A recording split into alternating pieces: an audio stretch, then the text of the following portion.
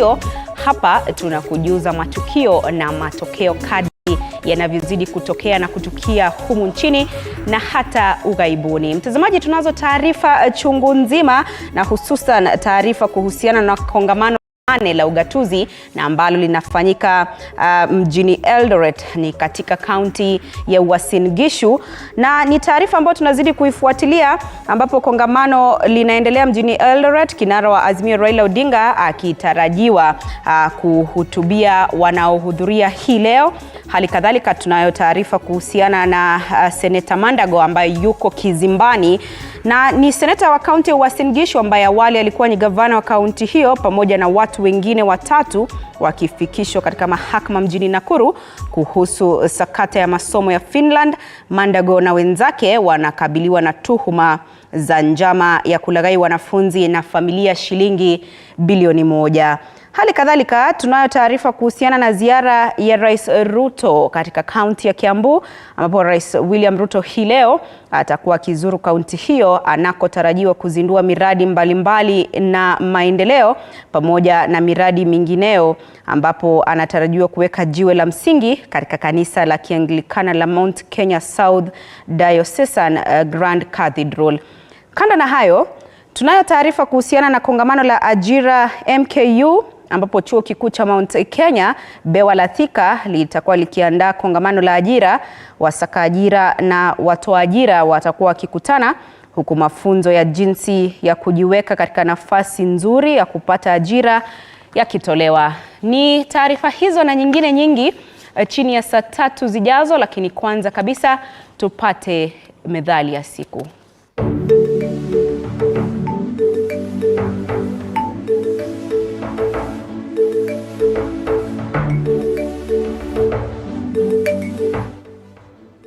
Methali ya leo: limbukeni hana siri. Limbukeni ni mtu asiye na uzoefu wa jambo au hali fulani. Maana ya methali hii ni kwamba mtu anayefurahia matokeo ya kitu alichokipata kwa mara ya kwanza aweza kushindwa kujizuia hata kama ni jambo la siri. Matumizi: hupigiwa mfano mtu atoaye siri za jambo aliloshiriki, hasa kwa kuwa ni mara yake ya kwanza.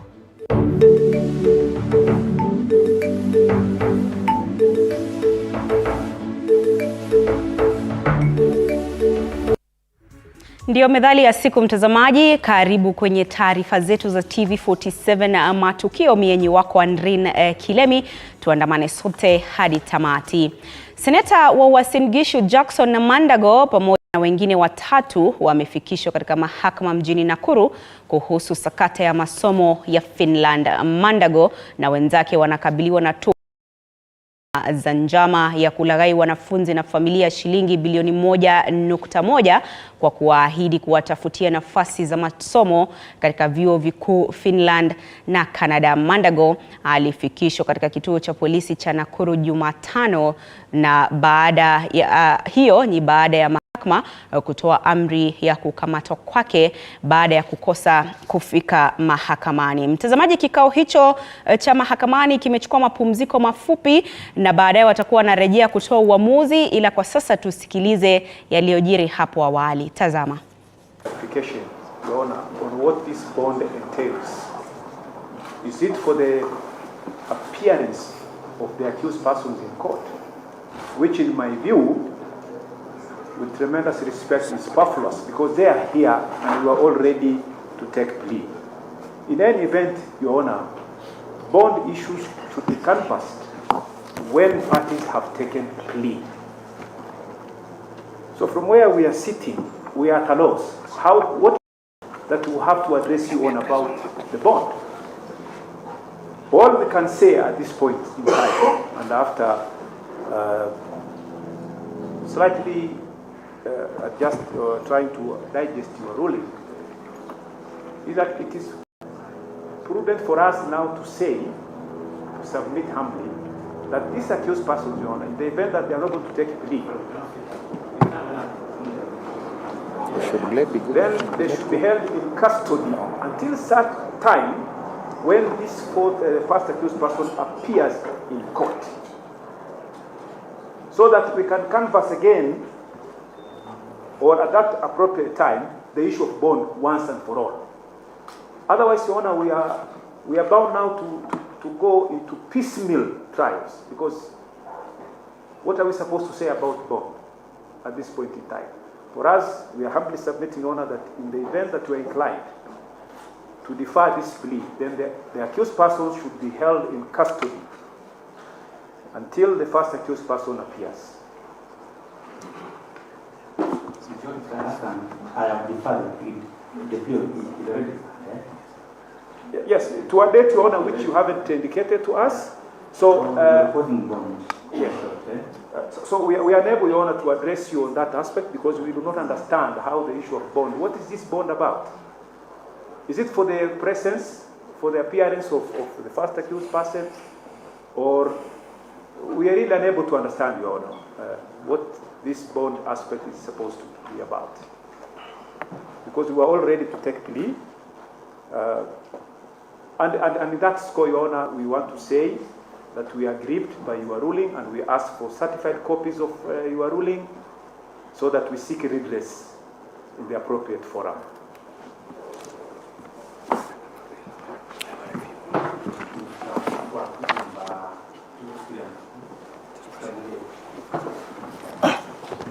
Yes, for the accused to second, third, and fourth. Your Honor, we are of a different opinion. Our opinion is that for the simple reason that if the plea has not been taken, it essentially means that the accused person should be let go. Because on what basis are we taking a bond, Your Honor, or bail? You know, we are in court today for purpose of taking plea, but because they are unable to take plea today, we can essentially say by implication that there is no charge that has been leveled against them. They have been just arraigned in court today. You know, for purposes of them being detained, you know, what the prosecution is asking you is to give orders for pre-trial detention without an application, Your Honor. You know, there is no basis for which the accused persons should continue serving in custody without any form of application, without anything, Your Honor.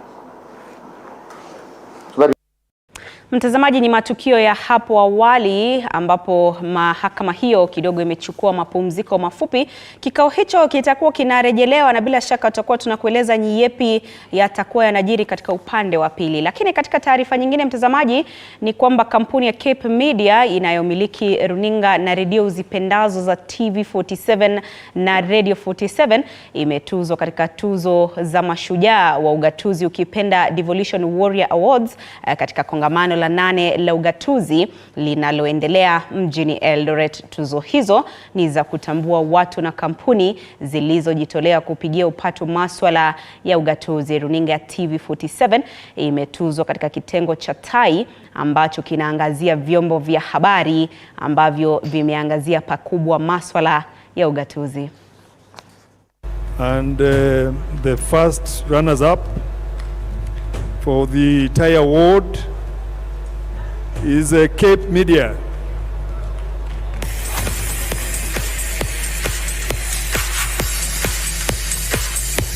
Cape Media, TV47, Radio 47, and all the 47s. Karibu sana Cape Media. First runners up. Hey, there are many, and they are dressed for the occasion. And it's all the bosses. Congratulations, congratulations, Cape Media. First runners up in this category. Christopher Ambua, please present the award.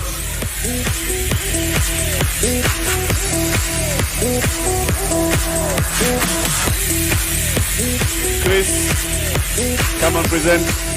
Come with them, Chris. Christopher Ambua, congratulations to Cape Media. I am Sumame Pal and Bigwe Picha.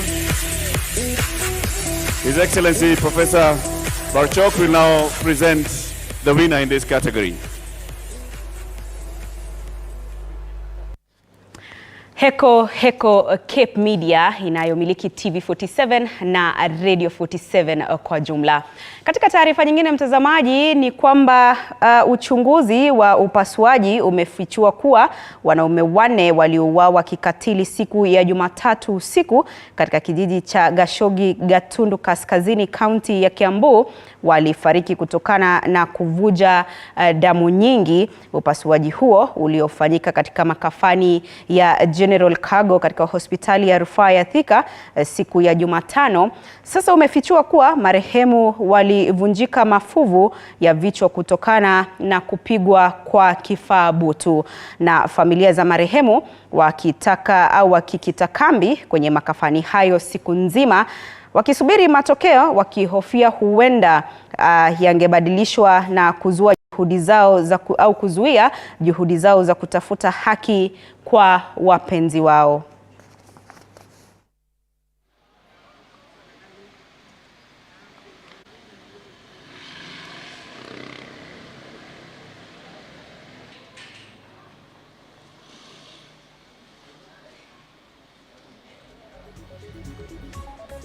Ridhika na ile maelezo tumeelezwa, kwa maana hapa walichukuliwa wakaangaliwa kabisa, ikaonekana wamekufa as a result ya hiyo majeraha. Skull ilikuwa imefujwa right here on the left ear, hapo juu yake kidogo.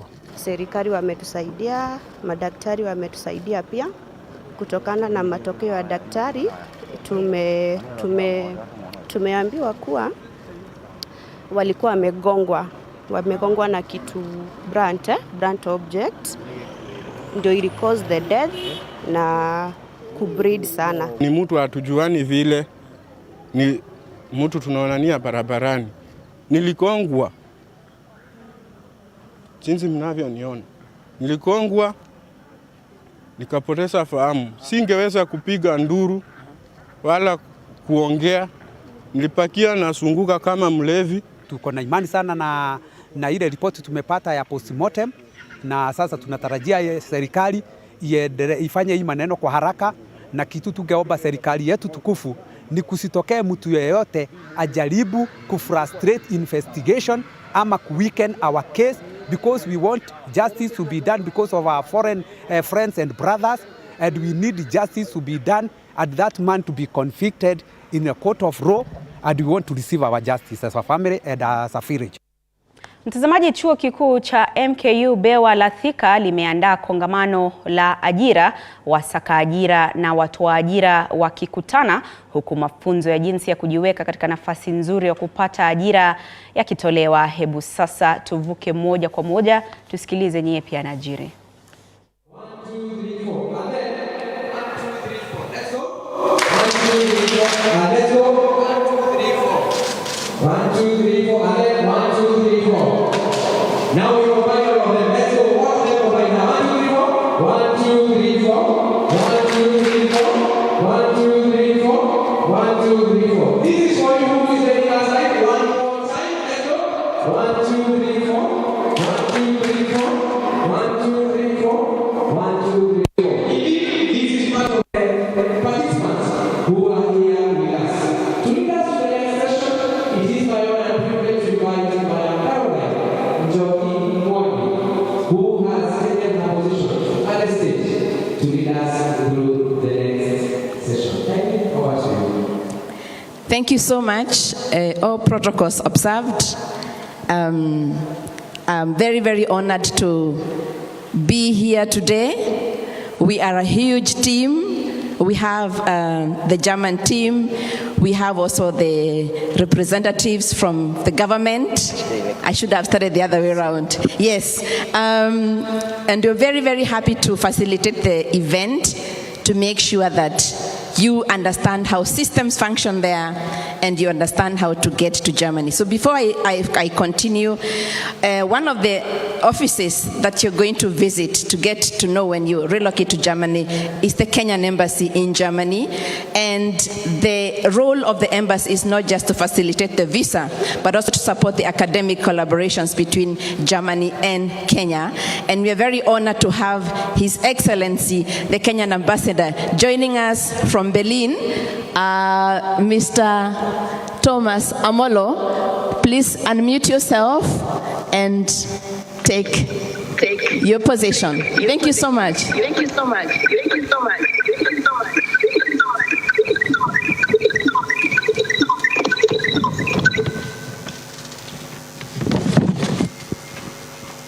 Thank you very much, Njoki. Let me begin by greeting you in the language of the Germans, Guten Tag, which means good day. I bring you warm. Na mtazamaji, ni picha za moja kwa moja kutoka chuo kikuu cha Mount Kenya Bewa la Thika, ambapo kongamano hilo la ajira linaendelea, ambapo wasaka ajira na watoa ajira wanakutana. Bila shaka taarifa hiyo tunazidi kuifuatilia, utakuwa unaipokea kadri matukio yatakavyokuwa yanazidi kutukia. Sasa tuelekee kaunti ya Uasin Gishu, ambapo kongamano la ugatuzi linaendelea mjini Eldoret hii leo. Kinara wa Azimio Raila Odinga akitarajiwa kuhutubia kongamano hilo. Wandani wa mrengo wa Azimio, hata hivyo, tayari wameeleza ghadhabu yao na semi za balozi wa Marekani nchini Kenya Meg Whitman, aliyesema kwamba uchaguzi wa Kenya wa mwaka 2022 ulikuwa ni huru na wa haki. Kwa sasa tunaungana naye mwandishi wetu wa habari Elizabeth Mutuko, ambaye amekuwa akifuatilia taarifa hiyo ya kongamano la 8 la ugatuzi tangia mwanzo. Elizabeth, fahari yangu kuungana nawe asubuhi ya leo. Hali ikoje siku hii ya Alhamisi, na ambapo kinara wa Azimio Raila Odinga anatarajiwa kuhutubia wananchi katika kongamano hilo?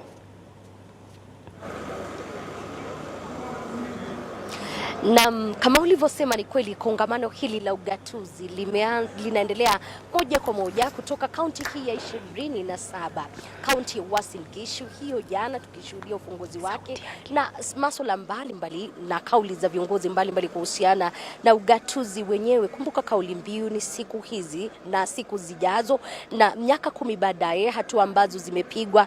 Tukisikiza viongozi mbalimbali, na kauli ambayo inachacha kutoka upande huu zaidi ni kuhusiana na Rais William Ruto kutaka kugatuliwa kwa baadhi ya shughuli sekta ambazo zilisalia katika kaunti, katika serikali mkuu kuingia katika serikali za kaunti. Viongozi tuliozungumza nao wengi wanahisi ni wakati mwafaka, lakini sio hilo tu, kaunti zenyewe ama shughuli zenyewe ziandamane na fedha. Kumbuka limekuwepo swala la kucheleweshwa kwa fedha za kaunti, ni baadhi ya changamoto ambazo zimekuwa zikishuhudiwa. Na awali viongozi wa Azimio One Kenya walikuwepo na mazungumzo kuhusiana na matamshi ya baadhi ya viongozi katika kongamano hili. Lakini kabla sijaingia kwa hilo, ningependa mwanzo nizungumze na gavana wa Vihiga Otichilo kuweza kutuelezea kauli zake kuhusiana na kongamano hili la 8 na miaka 10 baadaye, hatua ambazo zimepigwa. Na sio hilo tu, kauli ya Rais William Ruto kuhusiana na baadhi ya shughuli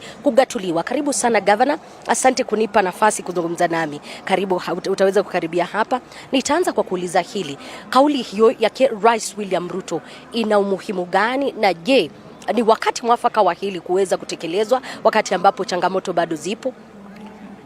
Kwanza nataka kusema kwamba kongamano hili ni la muhimu sana. Tumemaliza miaka 10 tangu tuanzishe ukatuzi, na naweza sema kwamba kwa jumla ukatuzi imeleta mabadiliko makubwa kwa counties, na maendeleo ambayo tumeona kwa miaka 10 ukiangalia kwa kaunti zote ni maendeleo ambayo ni ya muhimu na imeinua maisha ya wananchi. Hasa ukiangalia zile counties ambazo ziko sehemu za kaskazini za Kenya zilikuwa zimesahaulika kabisa, lakini tangu ukatuzi ukuje, ukienda kama Garissa, ukienda Mandera, ukienda Wajir, unaweza kuta sasa wako na zahanati za hospitali, wako na theaters, wanaweza fanya upasuaji huko. So kwa jumla naweza sema kwamba ijapokuwa tumekuwa na matatizo mengi, changamoto nyingi, lakini ukatuzi unaendelea, na ndio kitu ya muhimu sana watu wa Kenya walijiamulia. Ya pili, ukatuzi umepeana nafasi kwa wananchi wenyewe kujiamulia ni maendeleo gani ambao watafanya. So hilo ni jambo la muhimu sana, watu wenyewe wahusike kwa maendeleo yao. Ndio unaona kwamba kabla kazi yote ijafanyika kwa county, tuko na ile kitu inaitwa public participation, wananchi kutoa maoni yao. So hilo ni jambo la muhimu sana, na kwa jumla naweza sema kwamba ukiangalia kwa sectors zote za economy, ukatuzi umeleta maendeleo makubwa. Ukiangalia kwa health, kwanza health ndio imeimarika sana. Mara nyingi unasikia watu wakisema rudisha health kwa national government. Nafikiri hawa wale wanazungumza hawajui, labda hawakuwepo wakati health zilikuwa managed na national government. Kwa upande wa health, I can say tumepiga hatua kubwa. Kama Vihiga, tangu niingie kuwa governor, nimejenga zahanati za health 24. Na kama Vihiga sasa hakuna mtu yote anatembea zaidi ya kilomita 3 kuenda kwa health facility. Na pia kwa hizo facilities tumeweka sasa madawa, tumeandika wafanyakazi, na unaona kwamba imepiga hatua kubwa. Unasema tumepiga hatua, ila Rais William Ruto jana akizungumza, kuna kitu aliashiria kwamba ufisadi pia umegatuliwa kuingia katika serikali zote za kaunti. Sasa waacha nikuulize, ufisadi umekatuliwa kutoka wapi? Kwa viongozi wenyewe. Hapana, ufisadi umekatuliwa kutoka kwa national government. Ufisadi kubwa ule wa bilioni ya pesa inafanyika kwa national government.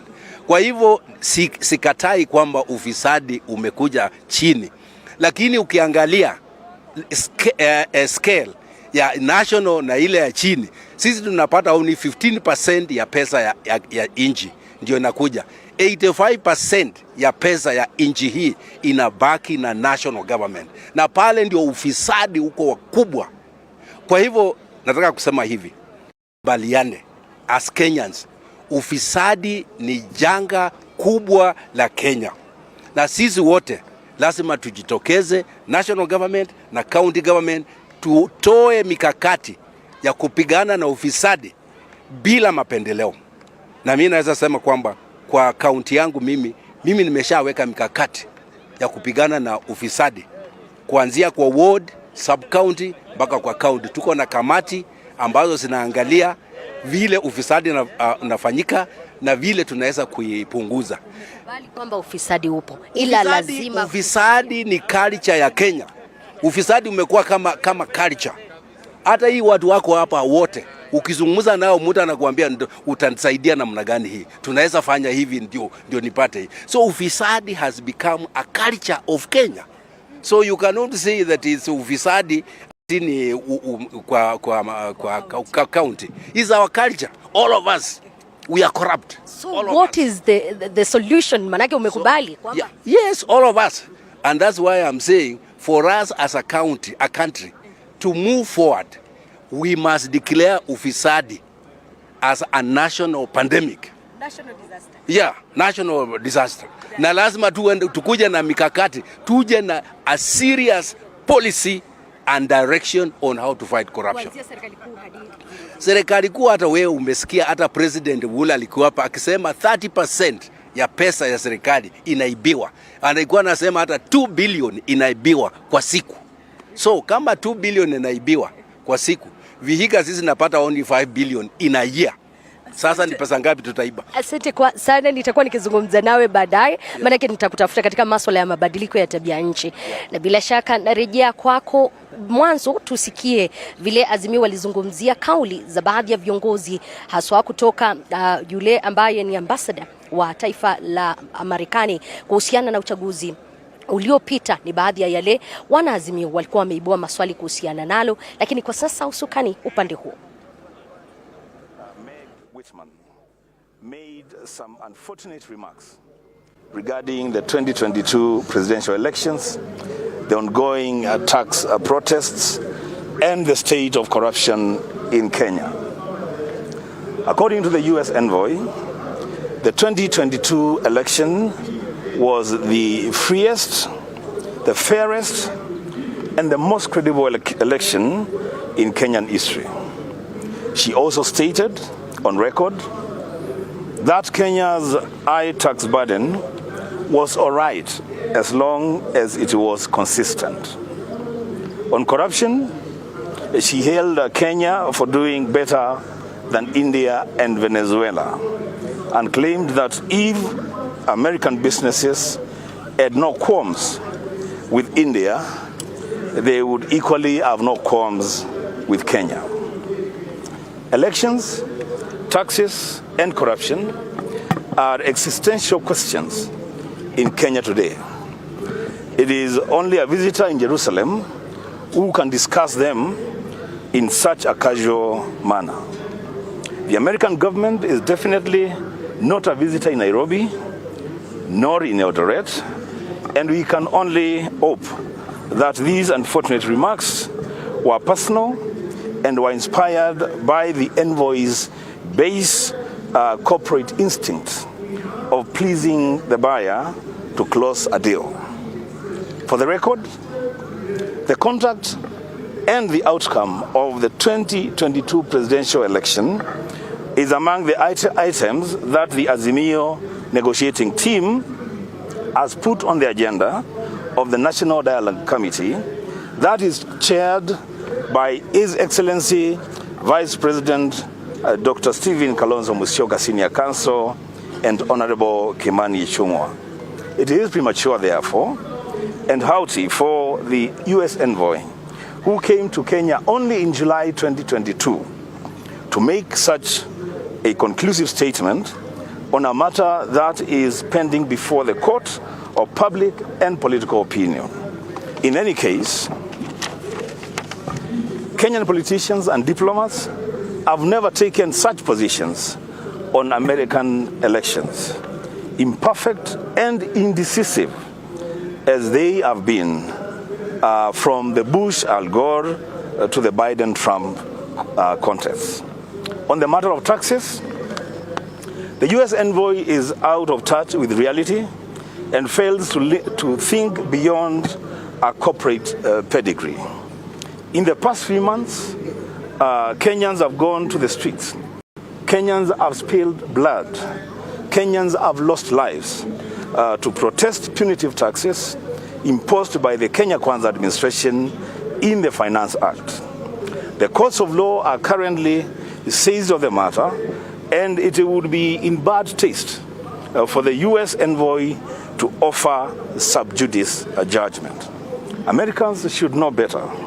The Boston Tea Party that laid the foundation for America's economic freedom. Bila shaka hiyo imekuwa ni kauli ama hizo zimekuwa ni kauli za viongozi wa Azimio One Kenya wakiongozwa na gavana bali seneta wa Homa Bay Kajwang Moses Kajwang kuhusiana na matamshi yake ambassador wa taifa la Marekani kuhusiana na uchaguzi uliokamilika. Ni matamshi ambayo kulingana na wao hawajahisi kwamba yamekuwa yakistahili kuleta uwiano ambao unastahili katika taifa hili, bali yaliegemea upande mmoja. Kisha baadaye tutakuwa tukisikia baadhi ya viongozi wengine kuhusiana na hilo, na ninaarifiwa kwamba pia upande wa Kenya Kwanza wanazungumzia swala hilo, pia wana kauli zao kuhusiana na uchaguzi wa mwaka 2022. Haya yanajiri wakati ambapo dakika zozote kuanzia wakati huu kinara wa Azimio One Kenya Raila Odinga atakuwa akiingia katika ukumbi huu kuweza kuzungumzia masuala ya ugatuzi miaka 10 baadaye. Kumbuka kinara wa Azimio Raila Odinga anafahamika kama mmoja wa wale viongozi ambao wameshabikia pakubwa masuala ya ugatuzi kuanzia wakati ule wa majimbo na masuala mengine, lakini kwa sasa tutakuwa tukielekea huko kunao viongozi wa UDA na Kenya Kwanza kuweza kusikia kutoka kwao.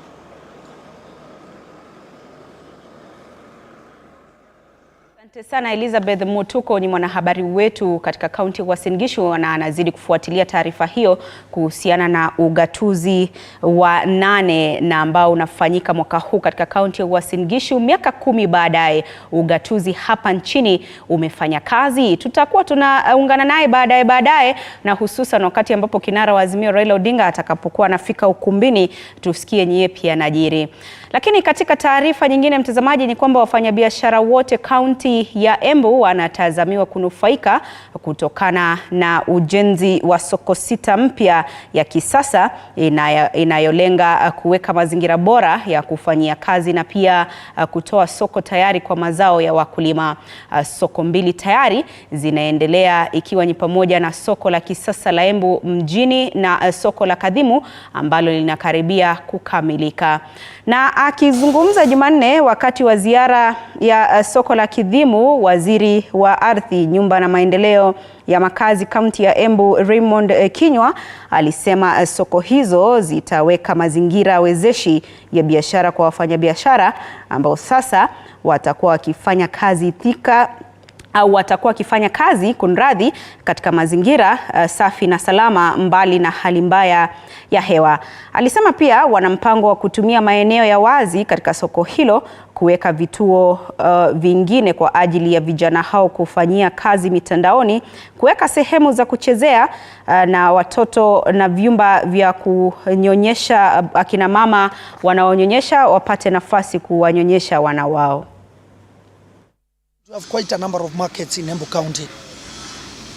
Kadhimu is a market that has both the input of the county government, and we are reaching out to the national government to give us more funds to do the extensions and the improvements that we have spoken about. We want also to tie it together with the place we are headed to called Ena. Ena is also another very potential area with very many traders. If you go there during the market days, you realize there's a lot of activity, there's a lot of money in circulation. We have gotten communication from the State Department of Housing, Urban Development and Metropolitan Affairs that there'll be consultations with the governors over how we manage the renovations of the ESP markets, how we collaborate with the national government, matters procurement and matters design, so that the designs that are done are tailor-made for the people of the resident counties or where the markets will be. Market development is a devolved function, and as per the Constitution of Kenya, that is a function for the county, for avoidance of doubt. And therefore it's very, very important that we actually work together with the national government and the county government. Mtazamaji, sasa turejee mjini Thika ambapo chuo kikuu cha Mount Kenya chuo kikuu kimeandaa kongamano la ajira, na ambapo wasaka ajira pamoja na watoa ajira wanakutana, huku mafunzo ya jinsi ya kujiweka katika nafasi nzuri ya kupata ajira yakitolewa. Hebu sasa tufululize moja kwa moja tusikilize ni yepi yanajiri. Having said that, now I get certainly not, but always keep that in mind for those of you that, for example, start with an apprenticeship program. We talk about apprenticeship programs in a moment. Always think afterwards you're out, you have the opportunity to go on, get a university degree as well, which then helps you to further process your career. Kenya is a rich country. Germany is poor in people and you're rich in people. And as the ambassador just mentioned, there are vast opportunities for anybody who's willing to go over to Germany, put in the initial effort and to work. And it is not easy to go to Germany for various reasons. Culturally, German bureaucracy is very German. It's very thorough and complicated, like a student. So, what we have set up in conjunction with MKU and the Africa Institute and the other institution that unfortunately are not quite visible over there, we're setting up a program where we're preparing people to come to Germany, and because we have to fill those 1.5 million jobs that are currently open, and a lot of these jobs are apprenticeships, something that we don't have in this form in Kenya, where you go for 2 or 3 years, you work for a company, you partly go to school a couple of weeks, and then, or 1 day a week or 2 days a week, and then you work in the company on the job. You do this depending on the study the specialization, do this for 2 to 3 years. And after that, you get your certificate to practice either as a nurse, as an ICT specialist, as working in construction, working in the hotel industry. And the big advantage of this program is you are being paid by the employer while you're doing this outstanding branch. So you have the opportunity of being in Germany, getting a highly respected qualification, and with a relatively low financial burden for yourself.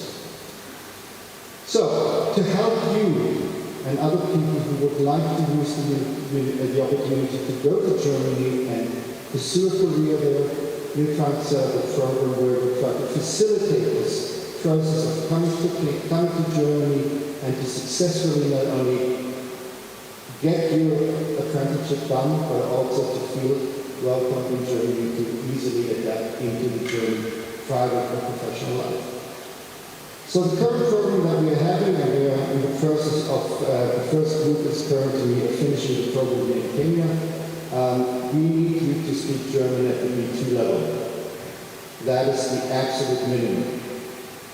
If you have B2, you have all the opportunities in the world to come to Germany, but no matter what program you go on, you need B2 later. Once you have B2, we will have an 8-month program, or maybe even now we revised for a shorter program, 5 months here at NKU, preparing you in terms of culture, in terms of basic nursing skills.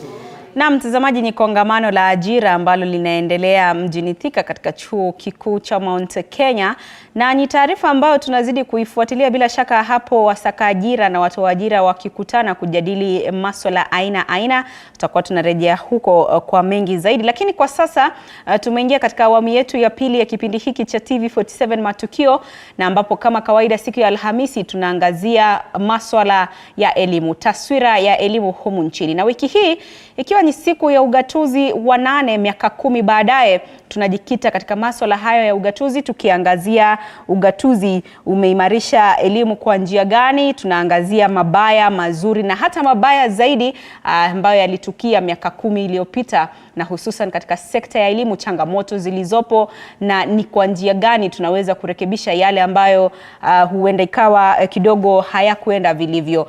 Na hapa studioni ninaye mwenyekiti wa muungano wa walimu wa chekechea, ni Bwana Lawrence Otunga. Asante sana Otunga kuungana nasi studioni. Tutakuwa tunaungana naye mtaalamu wa elimu Jasper Ondimu kutoka studio zetu za Mombasa, lakini hayo ni ya baadaye. Kwa sasa nikukumbushe tu kwamba unaweza kusema nasi kupitia mitandao yetu yote ya kijamii. Kwenye Facebook tuko live, ni TV47 Kenya. Kwenye mtandao wa X utatupata @TV47 News. Utanipata vilevile @Kilemi_Andrin. Kwenye YouTube vilevile tupo. Sema nasi tueleze iwapo ugatuzi miaka 10 baadaye na hususan katika sekta ya elimu umekuridhisha, na iwapo hujaridhishwa basi ni yepi ambayo tunastahili kufanya kuanzia sasa kwenda mbele. Na nikiingia hapa studioni, Bwana Otunga, miaka 10 ya ugatuzi katika sekta ya elimu, ugatuzi ambao ulitarajiwa kuboresha sio sekta tu ya elimu bali pia sekta ya afya na sekta nyinginezo, kuhakikisha kwamba vitu vya msingi kama elimu inapatikana kwa wananchi kwa usawa, na wananchi ambao wako mashinani, wako mijini, wote wanapata elimu hiyo tena kwa urahisi zaidi. Kwanza kabisa, ni kipi ambacho labda kwa mtazamo wako kilichangia huku kugatua functions tofauti au sekta tofauti za hapa nchini? Ni kipi ambacho haswa kilichangia, na je kufikia sasa lengo ambalo tulikuwa nalo wakati ambapo